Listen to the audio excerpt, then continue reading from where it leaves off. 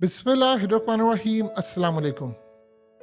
Israel ने बहुत ज्यादा ऐलानात किए। हमने हमास की 130 से ज्यादा सुरंगें पकड़ ली, हमने 100 पकड़ ली, 50 पकड़ ली। अब हम जो उनका नुकसान करेंगे वो दुनिया देखेगी।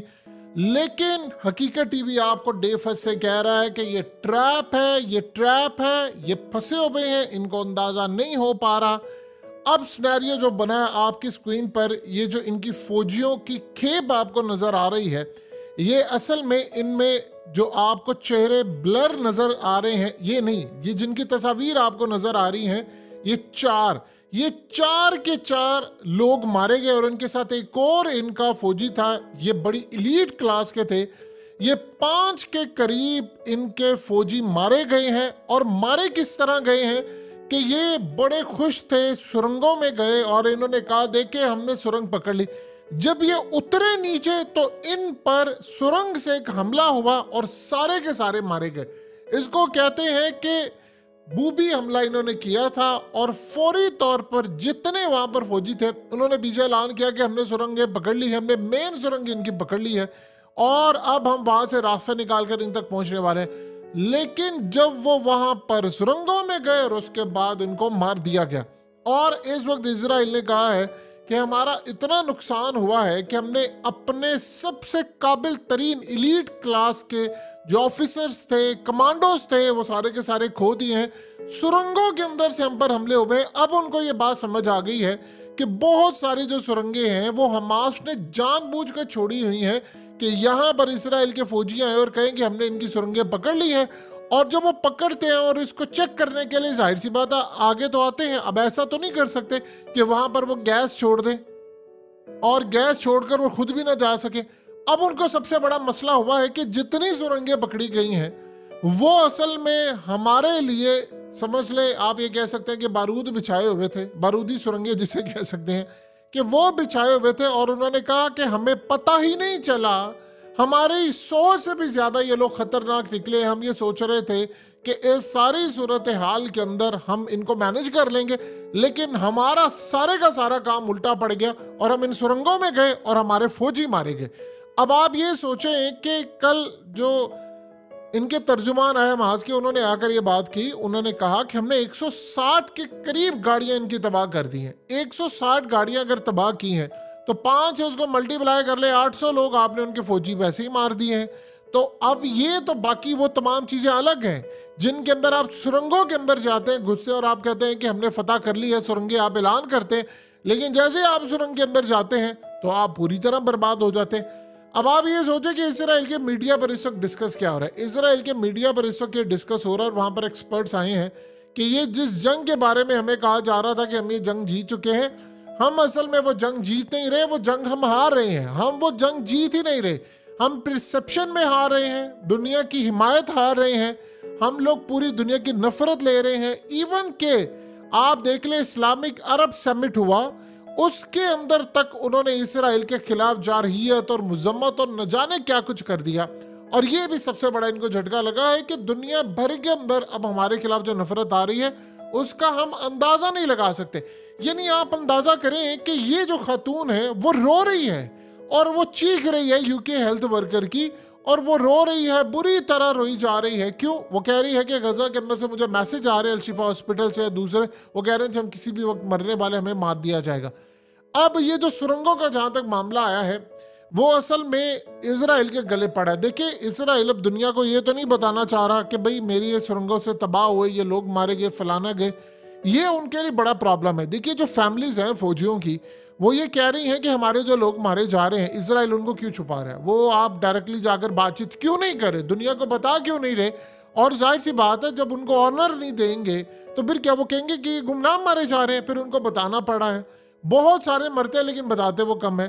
अब ये देखिए कि हमास की जानिब से बात कही गई है, उनके जो तर्जुमान, उन्होंने कहा है, जो अबू उबैदा खास तौर पर, उन्होंने कहा कि मैं तुम्हारे पास ऐसे लोगों को लाया हूं जो मौत को ऐसे पसंद करते हैं जैसे तुम जिंदगी से प्यार करते हो।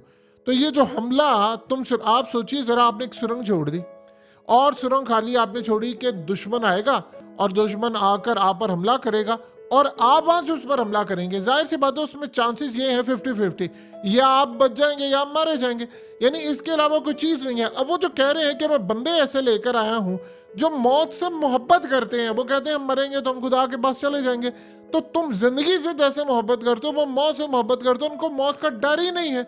अगर डर होता तो सड़कों पर ये गलियों में जो लड़ाई हो रही है, ये जो उन्होंने एंटी टैंक मिसाइल पकड़े हैं और ये टैंकों को मार रहे हैं, तो क्या ये करते वो? उन्होंने कहा कभी जिंदगी में नहीं ये करते।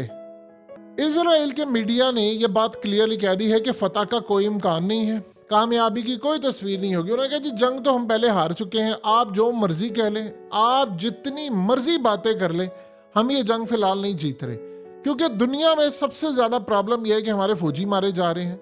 हमने दुनिया को कहा कि हम दहशतगर्दी, हम वहां से लड़े, हम आम लोगों को मारे, और वो हमास के लोग उनको डायरेक्टली आकर मारे। अब देखिए जहां तक बात आ गई सुरंगों की, सुरंगों के अंदर इन्होंने बिछाया हुआ है पूरा शहर, और वो इतनी खतरनाक सुरंगें हैं, यानी आप ये सोच रहे हैं ये टनल्स इतने ज्यादा खतरनाक है आप उसको मैनेज नहीं कर सकते। यानी दुनिया में जो सबसे ज्यादा खतरनाक तरीन जो टनल्स हैं, जिसके अंदर रास्ते निकल रहे हैं, कहां से कहां जा रहे हैं, रास्ता कब कहां खत्म होता है, कहां पर उन्होंने ट्रैप रखा हुआ है, वो असल में मास्टर है इस चीज के, क्योंकि उन्होंने पिछले कोई 10, 12, 15 सालों में इसके ऊपर बड़ी वर्किंग की है। वहाँ इंटरनेट उनके पास मौजूद है, वहाँ उनके पास हथियार हैं, वो बनाते हैं, ये तमाम चीज़ें जितने मिसाइलों बना रहे हैं वो यहीं पर बना रहे हैं। अब आप सोचे बाहर से तो उनको लाने की मदद नहीं है, इजाज़त भी नहीं है, और पूरा गजा आपने इसको घेरा हुआ है चारों तरफ से। लेकिन प्रॉब्लम यह है कि आप उस दुश्मन से, पहले तो वो ये कहते थे कि ये आते हैं कहीं से निकलते हैं मारकर चले जाते हैं, अब वो रास्ता और चीजें और वो नैरेटिव बदल गया। अब वो कह रहे हैं कि हम अंदर सुरंगे जब पकड़ते हैं, हम अंदर जाते हैं तो ऊपर से कोई हमला हम पर हो जाता है और हमारे फौजी मारे जाते हैं। यानी आप सोचिए जरा कि आपने क्लियर करना होता है, या वहां पर क्या डिवाइसेस नहीं है, इस सुरंगों में अंदर भेजते हैं डिवाइसेस और चेक करते हैं पहले कैमरे से कि क्या वहां पर कुछ नजर आ रहा है, इनको पता ही नहीं चलता। असल में एक ऐसा भी अजीब काम है कि सुरंगों के अंदर इनके कुछ लोगों ने ऐसे लिबास पहने होते हैं जो ऐसा लगता है बज़ाहिर, जो पूरा मेकअप और ये तमाम लिबास इस तरह का बनाया होता है कि ऐसा लगता है कि वो आपका सुरंग का हिस्सा है, यानी दीवार का हिस्सा है। तो आप जब जाते हैं वहां पर तो करीब होते हैं तो वो अचानक से निकल कर वो आ जाते हैं और आपको मार देते हैं। ये वो कह रहे हैं कि हम इसको मैनेज कैसे करें, और ये तो अभी तक उनसे मैनेज नहीं हो रहा। दुनिया को वो क्या कहें कि दुनिया की नंबर 1 फौज या नंबर 1 इंटेलिजेंस एजेंसी या नंबर 1 एयरफोर्स जिसको ये क्लेम करते हैं, वो नाकाम हो गई है इन लोगों के हाथों। तो वो कह रहे हैं कि फिर आप इनको मारने के लिए क्यों नहीं आगे आ रहे।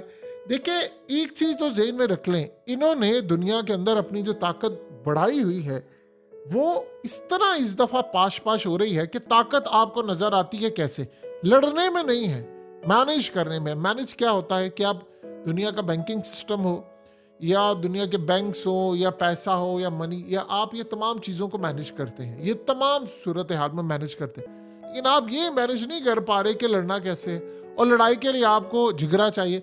देखिए जो ये सोचते हैं कि हमने अपनी एक एक नस्ल को बढ़ाना है, एक एक बंदे को बढ़ाना है, तो एक एक चीज़ को जो अपने फौजियों के नुत्फे तक सेव कर रहे होते हैं कि हम बाद में इनको बचा कर रखेंगे, कि कल को हम किसी जंग के अंदर फलाना ये मारे जाते हैं तो इनकी नस्ल पैदा कर सके। बाकियों को तो ये चीज़ नहीं है, आपने किसी का बाप मारा, किसी की माँ मारी, वो इंतकाम के लिए आया।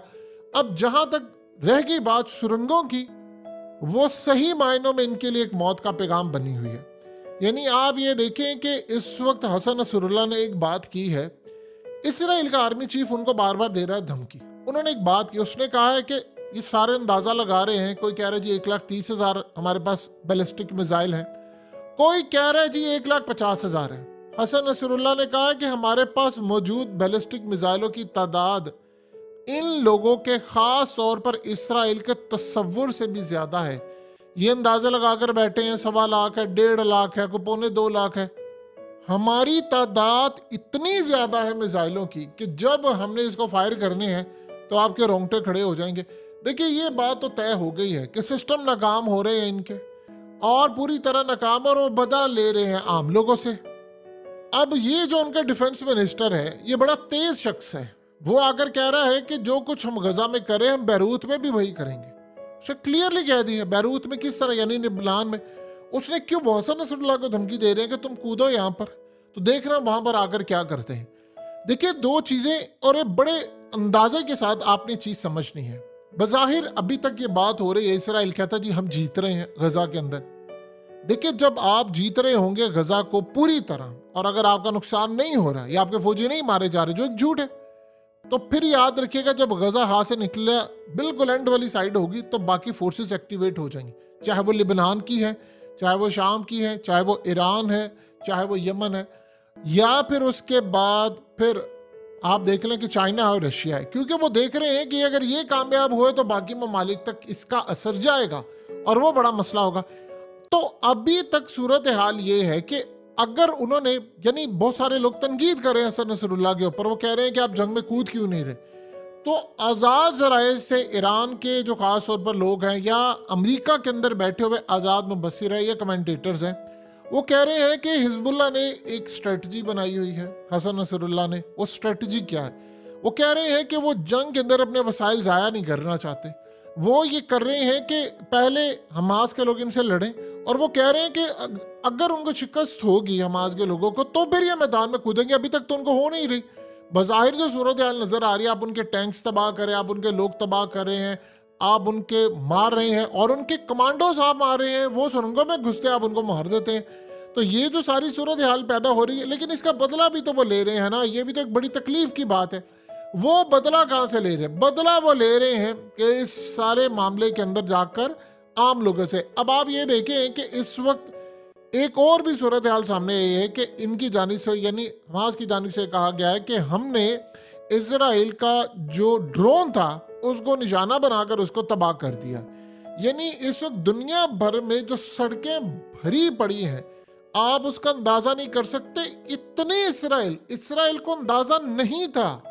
देखिए अगर ये आम लोगों को ना मार रहे होते, वहां आप सोचिए जरा, बच्चे हैं, उनको ऑक्सीजन नहीं मिल रही, वो मर रहे हैं, शिफा हॉस्पिटल से लेकर तमाम लोग, अगर ये आम लोगों को ना मार रहे होते तो शायद आज ये जो नैरेटिव है जंग का, ये इन्हीं के हक में होता। पहले ये बनाते थे नैरेटिव, उसको मीडिया को देते थे, मीडिया आगे देता।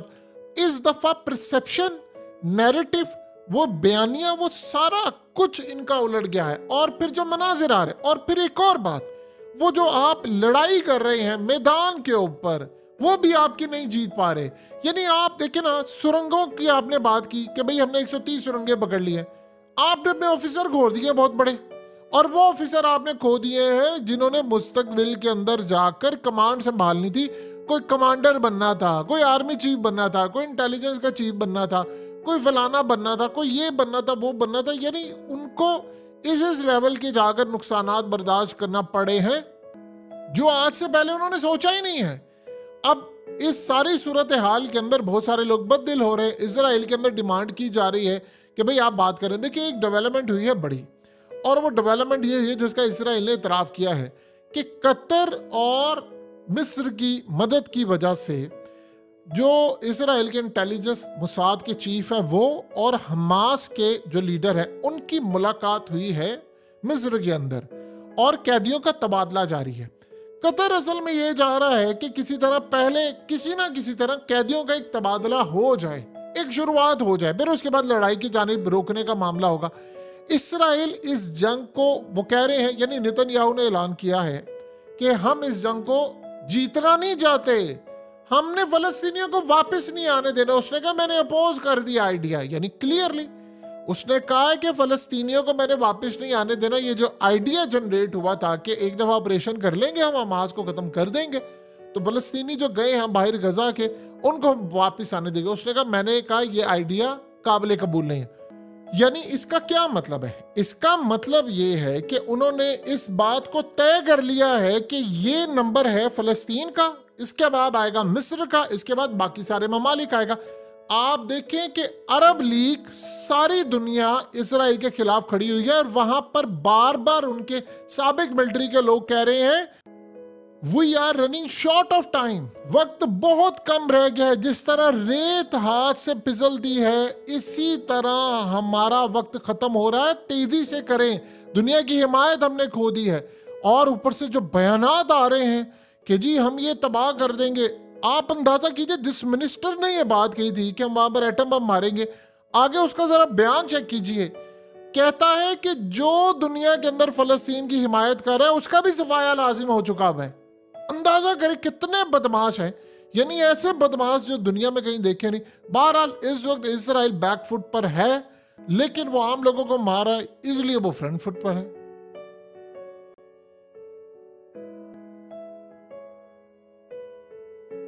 हकीकत टीवी को सब्सक्राइब करना मत भूलें, वीडियो को लाइक करें, शेयर करें और कमेंट सेक्शन में अपनी राय का इजहार जरूर करें।